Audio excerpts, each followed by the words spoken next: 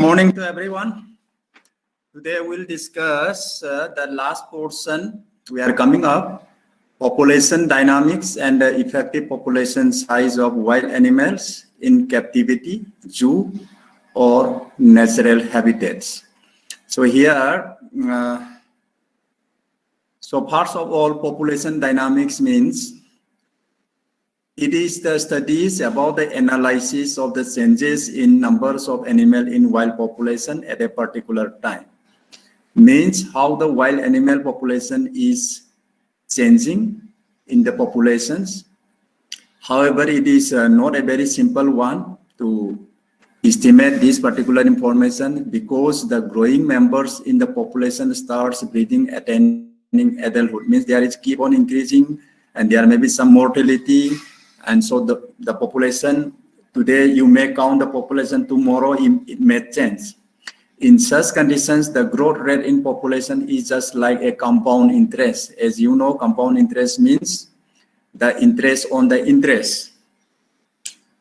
Then here, population dynamics as such is the branch of life sciences which deals with the short-term and the long-term changes in the size, age, composition of the population, and the biological and the environmental processes influencing those changes. Means biological and the environmental processes means that habitat changes is there, climatic changes is there, there may be flood, there may be some natural calamities.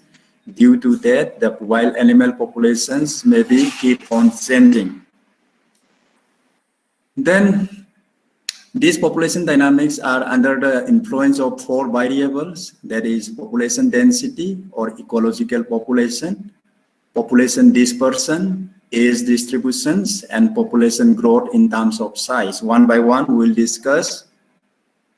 So next, first is the population density or ecological populations here. It is the number of individuals in a population per unit habitat area. So particular locality, how many animals are there, that is the population density. Some species exist in high density, say for example, as we know, mice and the cockroaches. In a very small area, their numbers are very more, that is density is very high. And then some animals like mountain lions, their density, population density is very low because their area of habitat is very vast and the numbers are very less. Then this density depends upon the social or population structures, territoriality, mating relationship, harems is there or not, time of the year, that is the lacking species. Then coming to the second variable, that is the population dispersion. The term itself says that it is the spatial pattern of distribution, means how the populations are or the animals are distributing in the habitats. So it may be again three subtypes: clump, uniform, or random. So coming to the first, that is the clump. Here individuals are clumped into groups, that is flocking birds or herbivore herds. So huge population is there in a habitat, but there are groups or clumps, means family-wise that animals are there. Then due to the resource that are clump or social interactions, and it is the most common one because in natural habitats, one family or one group is there, another group is there, belongs, say for example, lion or say cattle, buffalo, anything. And uniform population means here individuals are regularly spaced in the environment. It is very less common because resources are rarely evenly distributed, because the existence of the wild animals in a particular area depends upon the availability of the resources. So if the resources are available, they will be there. If there is a area where there is no resources, then animals availability will not be there. So there is very little chance of uniform distribution of the population. Coming to the last, there is the random. Here individuals are randomly dispersed in the environment due to the random distribution of resources in the environment, and it is neither positive or nor negative interactions between the individuals. Then coming to the third factor, that is the age distributions here. As the term itself says, the population is usually divided into reproductive stage, and the post-reproductive stage. So a population consists of the different types of animal belonging to different age groups or different stages of their reproduction. The age structure of the population indicates whether it is in the growing stage, means population is either growing or either shrinking or either stay constant. Let us see here. Then when a population is considered to be in the expanding conditions, if the pre-reproductive number of animals are greater than the number of reproductive and the post-reproductive period, means animals. Then stable means when these three stages, that is a pre-reproductive, reproductive, are equal and they are greater than the post-reproductive. Means post-reproductive animals are little or less. So in that conditions, then population is considered to be stable. Then diminishing populations here, pre-reproductive and the reproductive, means young populations, young animals in the population are less as compared to that of post-reproductive or the adult animal or aged animals. In that situation, the chance of having more number of offspring is very less. Therefore, the population is considered to be diminishing in its size. Now, last point, that is the population growth in terms of size. Here, in case of wildlife animal, population growth rate depends upon, as we know, B is the number of animals died. I is the number of immigrated, how many animals are coming into. Then E, the number that is immigrated between time 0 and time 1. So here, in the next slide, there is a formula. Let us see this formula. So here, N1 is the number of individuals at time 1. That is, N1 is here is equal to N0 plus B plus I minus D plus E. So N0 is the number of individuals at time 0. That is the initial stage. Then at time 1, the population will be N0 plus certain factor. These factors are number of born, number of immigrated, and number means minus number of dead plus immigrated. So born and the immigrated, they are adding to the populations. Dead and the immigrated, they are subtracting or minusing from the populations. So the size of the population depends on these two factors. If these two factors are equal, then population remains constant. That is, N1 is equal to N0, initial population. Then population dynamics, when we traditionally wildlife professionals refer to the number of individuals of a particular species within a given locality as a population. What is a population here? In a natural habitat, how many animals are there? Those numbers are considered to be the populations by the wildlife professionals, and they use the term dynamics to describe the shift in the number and composition of animals over time.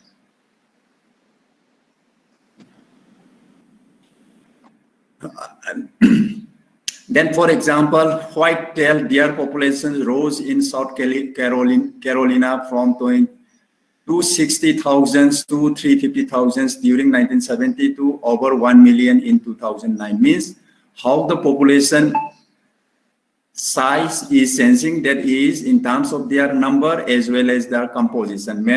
Composition means how many young ones, how many adult, how many aged ones. That is known as the composition. So what is carrying capacity? Carrying capacity is concerned with a particular geographical area. Here, it is the number of individuals of a population which an area or habitat can carry or support during the pinch period is known as the carrying capacity of their habitat for that particular species. Means in an area or a habitat where how much natural resources are there which can support the number of animals of a particular species. So that is the carrying capacity of that particular habitat. Then wildlife population parameters here, one of the easiest and most convenient methods of of estimating or predicting population is growth, whether population is growth, whether it is decline, or whether it is stability. This measure is called the population's age ratio. Age ratios are commonly used to compare changes in a single populations between the years. Means you consider a particular area or habitat where you keep on calculating what is the ratios among the different age groups in different periods of time, that is in the different years. Then another is within the same year, then different populations can be compared. Say two populations, lion populations are there in two different habitats. There we can see how is the composition of that populations, how it differs from the second populations. So age ratios are used for these two purposes. Then population size here is extremely important in evaluating conservation priority for a species. When we talk of conservation for wildlife animals, then population size is very much important. It is well known whether the population size is very large or very small, or is increasing or decreasing. On that basis only we have to plan accordingly. Then there is one rule, that is a 50 by 500 rule. So here, this is used, 50 by 500 rule we will discuss here. This is used for estimations of the inbreeding, whether the population is under the influence of inbreeding. That means if the number of animals are very small, then inbreeding is there. As you have learned in population genetics, if the numbers are very large, then chance of inbreeding in the population is very less. So 50 by 500 rule, let us see what actually it is. Here, population size also influences the chance of extinction through demographic stochasticity, the random change in population size over time. Then such events have a proportionally large effect on small populations. Means for small populations, if there is some changes in the demography and the random variations in the individual survival and reproductive process due to the certain natural factors, then these many factors may affect more on a small population. As we know, small population, their chance of survivability is less. For example, in a population only 10 individuals are there, then one accidental death, then percentage of death is 10%. That is 1 by 10, that is 10%. Then in contrast, if the population is of 1,000 individuals, only one accidental death, then the percentage is only 0.1%. So in absolute term, only one animal is there in these two populations, but the size are different. Therefore, in small populations, there is much more likely to go extinct due to this demographic stochasticity than are in the large populations. Then coming to the effective population size, which you might have learned in your population genetics also.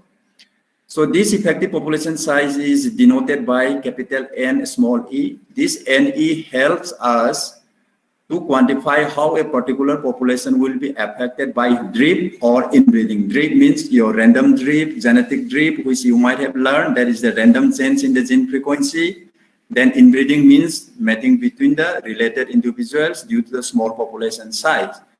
So this effective population size takes into account not only the current census size of the population, but also the history of the population. So these will give about the current population size also and about the history of the population.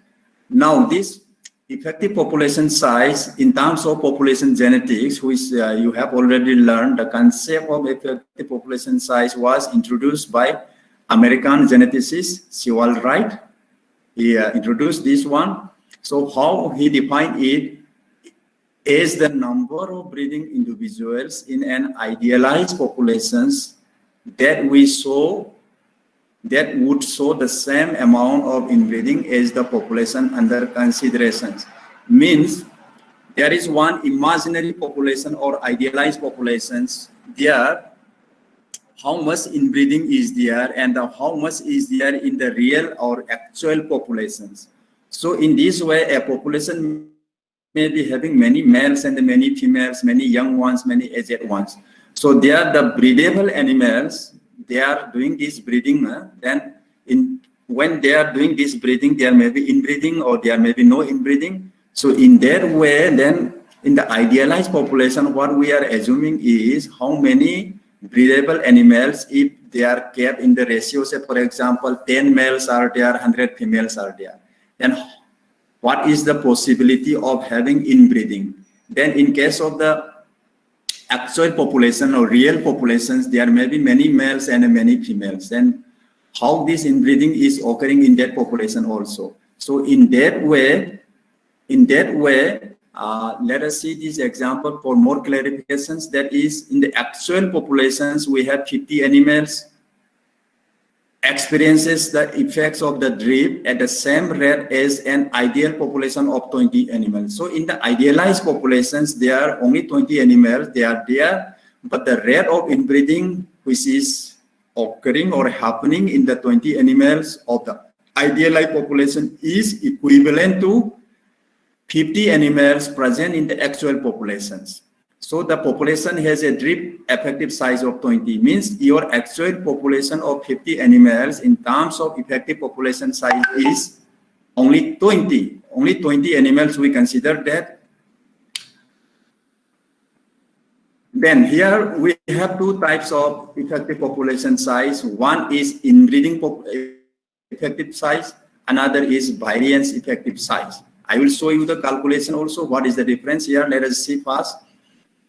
This inbreeding effective size, it refers to the size of an ideal population that would allow the same accumulation of pedigree inbreeding as the actual population of interest. So here, this inbreeding effective size considers the percentage of inbreeding, whereas this effective population size, it refers to the size of an ideal population that would accumulate the same amount of variance in allele frequencies as the population of interest. So first case, that is the inbreeding effective size, it considers the inbreeding, the amount of inbreeding, the degree of inbreeding. Then variance effective size considers the amount of variance in allele frequency. So it goes in the allele frequencies. Now let us see this actual calculation here. Calculation of our inbreeding effective size, population size. So here you might have learned in case of statistics, that is the harmonic mean. How to calculate this harmonic mean? Harmonic mean is the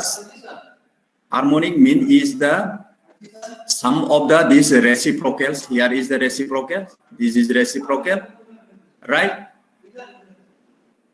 Then when this reciprocal is divided by the total number of observation, that is T here.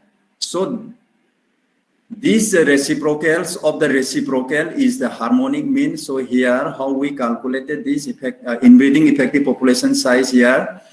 N0 is the founding population. Founding means initial population. N1 next generations, like this. Okay, so in each and every generation, so let us see a numerical formula is here. And in case of variance effective population size, here is we started from the N1, that is the first generations, not from the 0 generation. Then it goes up to NT, that is T generations, that is the last generations. Again, you please look it again here. In case of inbreeding effective population size, we started from the initial population, that is the founder population, base population, N0. Then it goes to the penultimate, that is the one generations before, the last one. So NT minus 1, that is the only difference. In case of NEV, that is variance effective population size, we started from 1 by N1, and it goes up to 1 by NT. Right, so there is some certain modifications in the two formulas. Now here, let us see here. This one, this population here, it is a lizard populations. 1996, the population was 140, 1997, 250, 1998, 110, 1999, it is 110, 1999, 26, 2000, 180. So average, that is the population mean, is 148. Now for calculation of this inbreeding effective population size and the variance effective population size, in case of inbreeding, what we will do, we will start from this 140 up to 26. Then in case of variance effective population size, we will start from 250 up to 180. So let us see here. So this is the inbreeding effective population size. We started from N0, there is 140, and we go up to 26, not up to the last one.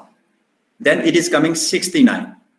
Then what it says, it means that in terms of genetic inbreeding, this population with a mean census size of 148, the average population size is 148, but this population size will accumulate the effects of inbreeding at the same rate as a population that had a constant size of only 69 individuals.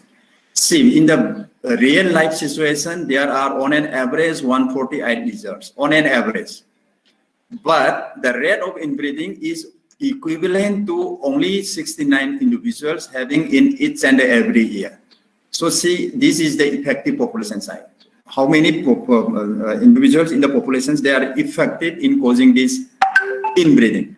Then coming to this one, variance effective population size, as I told, it starts from the next generations, that is N1, it goes up to N4. So it is coming 71. So the previous one was 69, here is 71. So what it says here, this effective population size of 71 means that in terms of genetic drift, the population having an average of 148 lizards over 5 years, they will accumulate the effect of drift at the same rate as a population that has a constant size of 71 individuals. So there, in terms of drift, that is the variance in the allelic frequencies or the gene frequencies. If you are having only 71 individuals in each and every year, they will have the same effect as that of 148 lizards over 5 years. Now, when we have this sex ratio, if it is not 1:1 ratio, generally we assume that the sex ratio is 1:1, but sometimes it is not following this ratio, that is 1:1. Then effective population size, how we calculate it is 4 NM. NM is the number of males, NF is the number of females, and 4 NF, NF divided by NF plus NF. It is for both the formulas, NEB as well as NEF. So here, if we are having only, say, one population of 80 males and 20 females, so average is 100. So in terms of effective population size, 64. What I want to say here is, you may be having 100 individuals in your population, really 100 animals you are having, but in terms of effective population size, it is only 64. Okay. Then coming to the 50 by 500 rule. Here, what it says, this is the concept proposed by Franklin in the year 1980. So the numerator part, that above part, that is the 50 part of the 50 by 500 rule states that populations with an inbreeding effective population size NEF under 50 are at immediate risk of extinction. That means if your effective population size is below 50, that means that indicates that that population is at risk for its extinction. In a very earliest possible time, it may go for extinction. This is because in such small populations, inbreeding and the demographic stochasticity can quickly push the population into an extinction vortex. Now coming to the 500 parts, which means that the population with a variance effective size, that is NEV of less than 500, are at long-term risk of extinction. Means they also have the risk of extinction on the long-term basis. After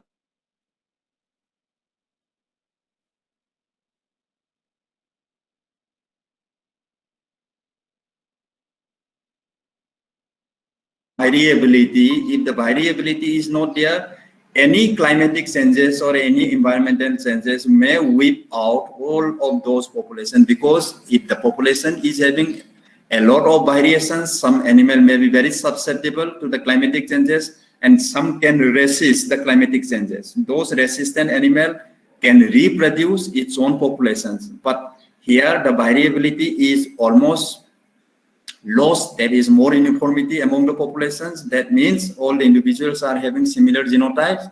Similar genotype means they are equally or more or less similarly prone to any climatic changes. Then even when properly understood, Franklin's rule is quite controversial. Yes, there is some controversy. Some authors questions its generality. It cannot be a generalized one. And others suggest that numbers of animals are very small. That is 50 and 500 are very small.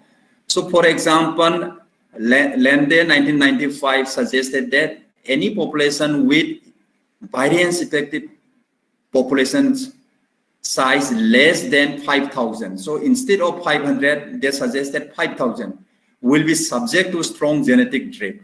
So here they suggested 5,000 instead of 500. Then recent experimental tests of the rule in captive housefly populations also suggest that population must be higher than the implied by 50 by 500 rule. So they conducted certain experiments in the housefly. Then they concluded that this 50 by 500 rule is very less. So the number should be more than that one. As a conservation biologist, if you are a biologist and working for the conservation of the wildlife and animal, then we may not use the 50 by 500 rule, but it is essential that we understand where the 50 and the 500 come from. Means we may not be applying this particular rule in our real life situations, but we should have the understanding what this rule says. Then IUCN means International Union for Conservation of Nature. What they say is a strategy for the management of tigers at the international level that links in situ and ex situ. In situ means conservation of the animal in its natural habitat. Ex situ means away from their natural habitats. So conservation activities for the recovery and or long-term maintenance of captive and the wild population. It recommends a global minimal target size of 250 tigers in captivity. So this population size of 250 tigers will be sufficient to preserve 90% of the genetic diversity of its population for 100 years. So what they are planning is 250 tigers, if they are keeping in different captivity in different locations, then they may be sufficient to maintain or preserve 90% of their genetic variability. So here is some vital statistics of some selected wild mammals of India, and here I will not speak much.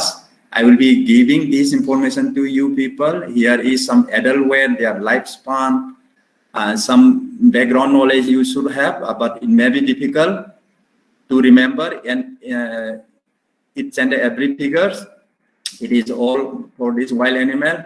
Then coming to this one is the breeding data of selected mammals in India. Here, what I have given is as a maturity, estrous cycle, gestation periods, then number of young ones per delivery, that is the litter size. So here also you can have a look to have some idea about the various wildlife animals.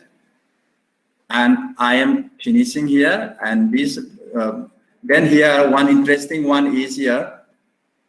Some of the mammals in our country, they are declared as the state animals, and various states, or 27, 28 states are there. So it may be a bit difficult for you people.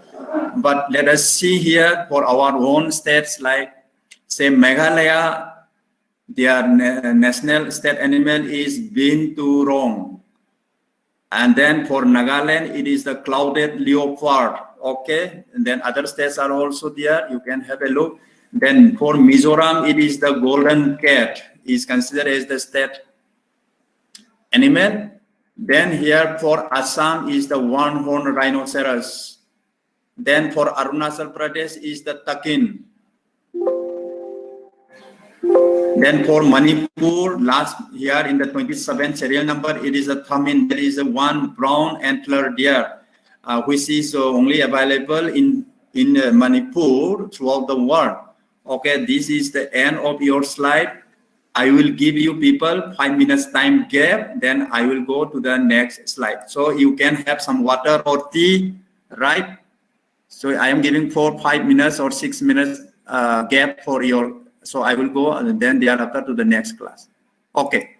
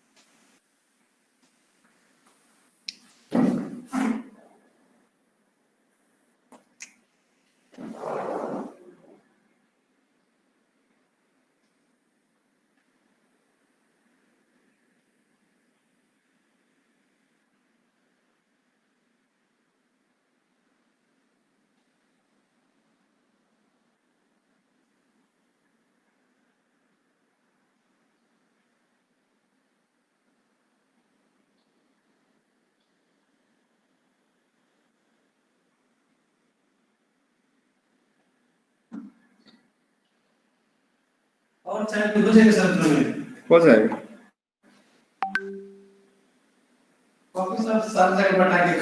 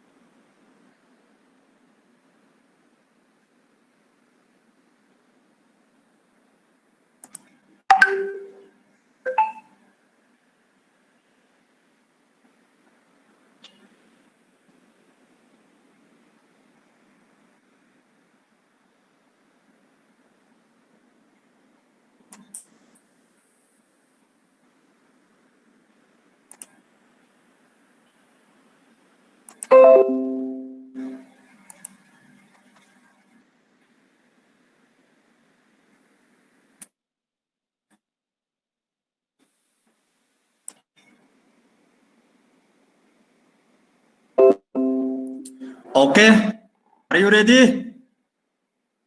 Hello? Anyone? Yes, sir. Ready? So, slide is visible. And assisted reproduction of wild animals. So, first we'll discuss what is plant breeding. This one, as you have already learned, it is a breeding program where a group of animals or plants, usually involving at least several individuals and extending over several generations. So then we have plant breeding, which males should be bred with which females. That is formulated by the animal breeders. So this may be, one is artificial, that is, as you know, it is a man-made, that is the animal breeder, and another is natural, that is, it occurs on its own. So this is an important feature to be taken care of during the mating of wild animals. That is, which animal should be bred with which one. To have a plant breeding of wild animals, we should understand the reproductive biology of the concerned wild animal species. What is the age and maturity? What is their estrous cycle? Then what is their gestation period? All those things we are supposed to know. So here I am giving again some elephant. Say gestation period is 22 months, then tiger, they mature at around 4 years, then polyestrous, then gestation period is around 100, 110, then leopard at around 100 years, then lion and tiger, their gestation period is almost same. Then jungle cat, say around cat is having around 60 days, is almost similar to our domestic cat. Then coming to the control breeding and the assisted reproduction. Control breeding, it is the manipulation of reproductive process of farm animals to suit management objective. Say here, what we do is, in this control breeding, we have controlled the breeding of the animal. That is the natural process of the animal. We are controlling it. Means we are manipulating.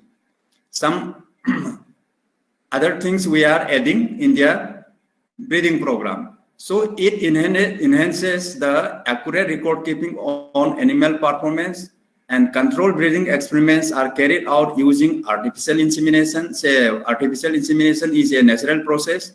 It's not a natural process, but we are doing artificial inseminations by collecting the semen and all. And that is a type of control breeding, means breeding is under our control. Then we do this one, embryo transfer, that is multiple ovulations and the embryo transfer technology. Then we may go for cloning of the animals, that cloning of the embryo and all those things. Those comes under our assisted reproduction. Reproduction is assisted by some technologies. So here, then by integrating and advancing proactive wildlife reproduction management using scientific tools and the technology.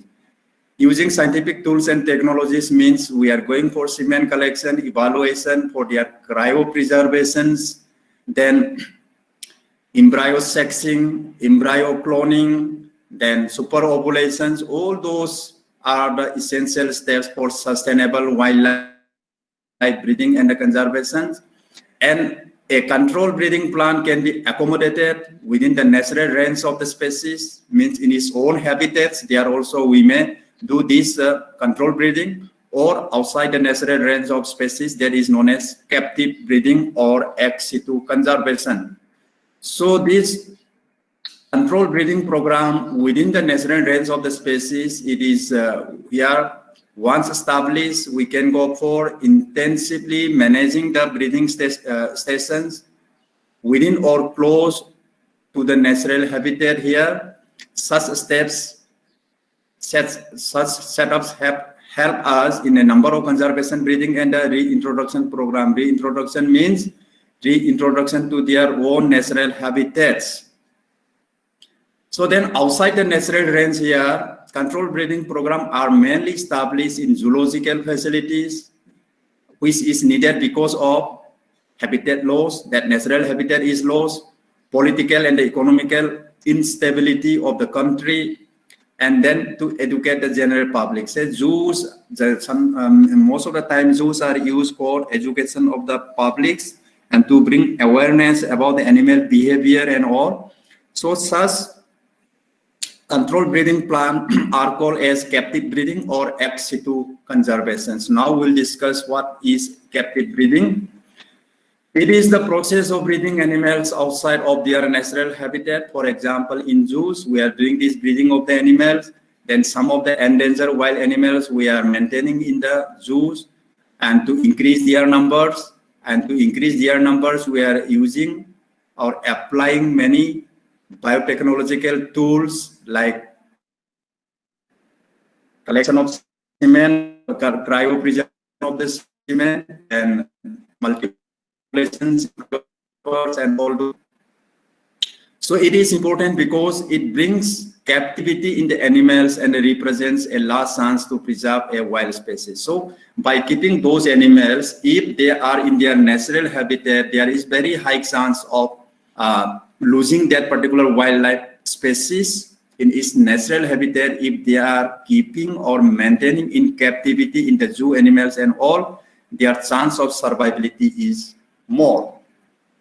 Then what is the primary goal of captive breeding here? To develop a self-sustaining or increasing population of an endangered species in captivity without the need to capture additional individuals from the wild.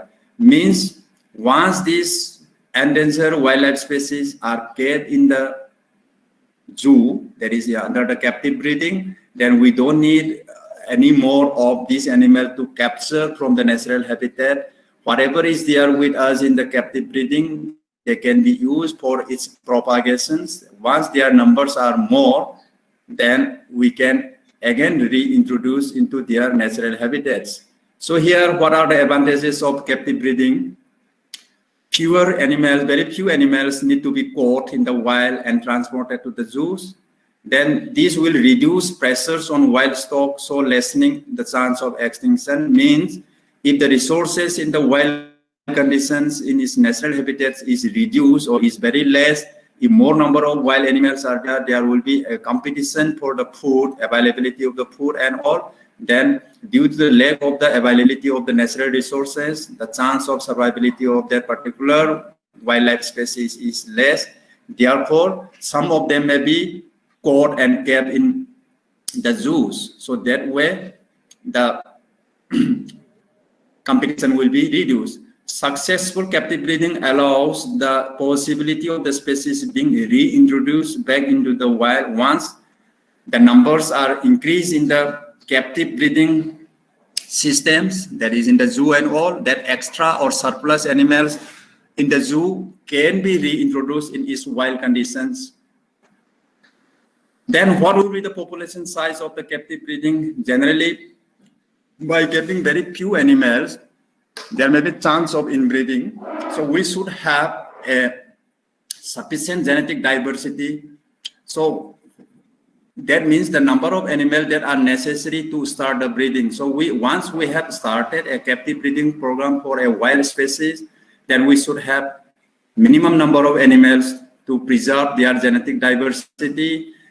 That means the population must be sufficiently large so that the chance of complete extinction due to untimely death may be kept at a minimum.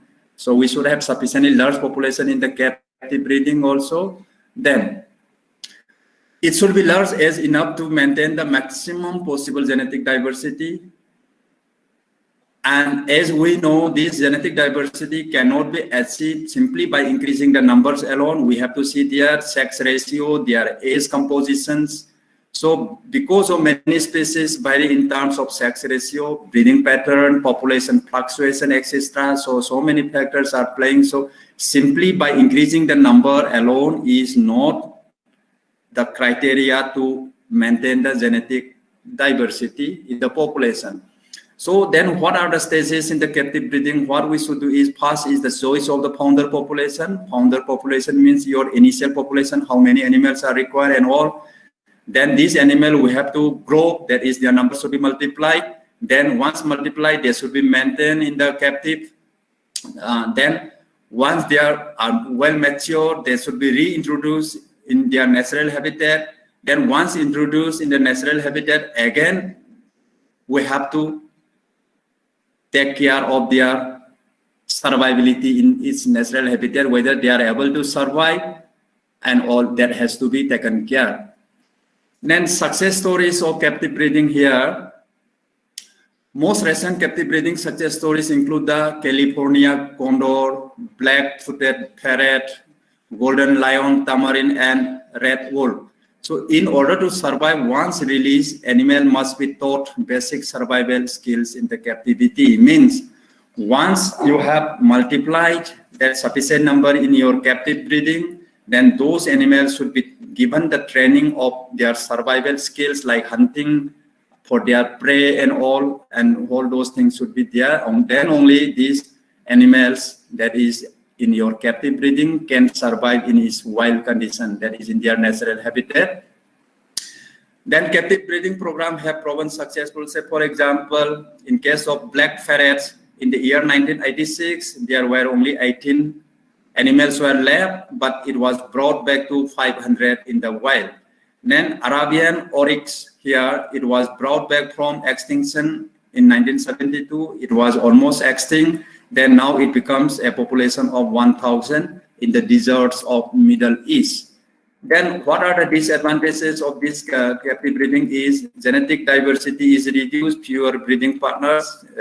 Naturally, it happens in most of the captive breeding here.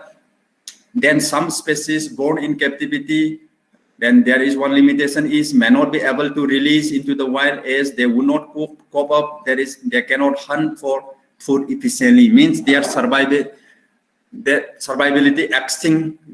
means instinct is not there, so they may not be able to survive in its wild conditions once they are reintroduced in their natural habitats. Then coming to the assisted reproduction means at the time of reproduction of the wild animal, what are the various ways to assist or to help them? These particular techniques, they are gaining more significance as one of the significant factors linked to effective conservations of the different wildlife animals. Assisted reproductive techniques may be of artificial insemination, that is AI, embryo transfer, that is multiple ovulation and embryo transfer, and the cloning.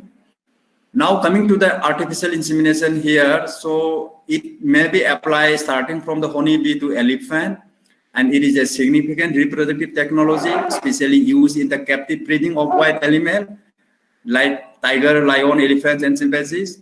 So these technologies, that is the artificial inseminations, there is a success story. There is the collection and the cryopreservation of semen from Asian and African elephants, Javan rhino, and in giraffes also. Then this led to the successful artificial insemination using, it may be fresh semen or it may be frozen cow semen. So this frozen semen, what we do is to avoid this inbreeding, that semen collected in a particular area or locality may be transferred to some other area to exchange the genetic material so as to avoid inbreeding. So that is the one of the advantages of this cryopreservation. Then this reproduction technology may now connect the different genotypes. Different genotypes means may offer solution to lack of diversity. Lack of diversity, if you are having very few animals in your place, then you can bring some of the cryopreserved semen from some other places, and this way genetic diversity we can maintain. Then by shipping cryopreserved semen sample, in situ and ex situ population can be connected in both directions. Means in situ means in the natural habitats, they are there. Ex situ means in the zoo and world. So by doing this cryopreserved semen, we can connect this population in both directions. Means from in situ, animals may be brought to the captive. From the captive, again, that cryopreserved semen may be used in the in situ conditions. And even between the countries and continents, they can be transported. Then by doing this artificial insemination, many of the sexually transmitted diseases may be prevented. Then coming to the embryo transfer, that is the multiple ovulation. Here, what we do, and we have already learned, some of the superior wild animals, if they are their embryos, we may collect, and that may be transferred to some other animals. So in that way, conservations of the wildlife animal can be done. The associated factors with the embryo transfer is, what we should do is timely recovery of the embryos, then timely deposition of the embryos, means transfer of the embryos, then superior germplasm of the bulls used for production of the embryo. Means embryos are produced by the female, but in that situation, the male also should be a superior one, so that the offspring may be of superior genotype. Then it helps in the minimizing the risks of the disease transmission issues associated with the long distance movement of breeding wild animal. Here, what we do is, if we are shifting a live wild animal from one place to another place, disease may be associated with that particular animal. So that chance of transmission of the disease while transporting a live animal from one place to another place is minimized if we transfer the embryo only. Embryo transfers were frequently carried out in deer and camelid species in general, but in many of the species now it is not that much successful. Then coming to the cloning technology here, as we know, this technology, although the progress is very little, but it is under the experimental stage. So the cloning of the adult somatic cell, so one of the technological advances now, it may be used once it is successful techniques to assist the reproduction in the wild animal, then use this technology for multiplication of the endangered wild animal.